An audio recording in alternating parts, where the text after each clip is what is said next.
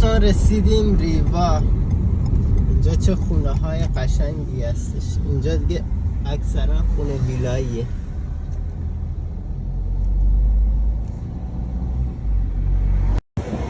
رسیدیم پلاژ ریوا. همانطور که میبینید خیلی شلوغه. البته یکی از دلایل امیدش اینه که آخر هفته است. همه با خانواده اومدن این پلاژ. اینجا تقریبا آزاده. خیلی ها با خودشون اینطوری غذا آوردن نشستن دور هم غذا میخورن و شنا میکنن. اونجا هم یه جزیره هستش، جزیره آشکاداسی. فعلا نمیشه رفت اونجا. این هم یکی از پلاژ ببینید.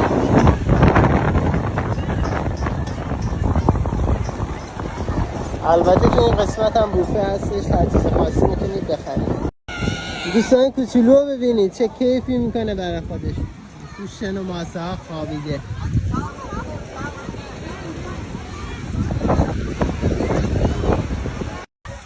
بعد دوستان اینجا رو ببینید.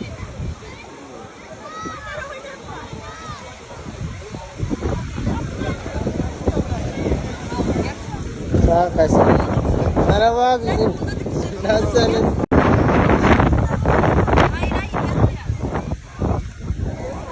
نام پسره.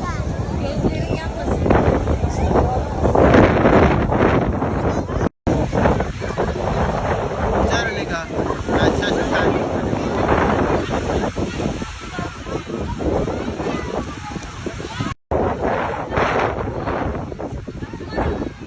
اینجا هم پشت پلاژ کلی از این آلاچیقا هستش که میتونید بیاید استفاده کنید با ویو بسیار عالی و بی‌نظیر. امکاناتی گذاشتم برای مسافران. هر کسی برای خودش از خونه گوشت میاره اینجا میپزه. برای پختن اینجا کیلویی 10 لیتر میگیرن، میتونن بپزن. اومدیم ریوا درسی. خیلی قشنگ و سرسبزه.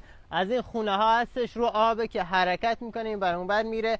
ساعتی 600-700 لیتر شروع میشه به بالا. حالا خودتون باهاشون صحبت کنید، امکان داره بتونم باز تخفیف بدن. حالا مدل‌های مختلفش هستش.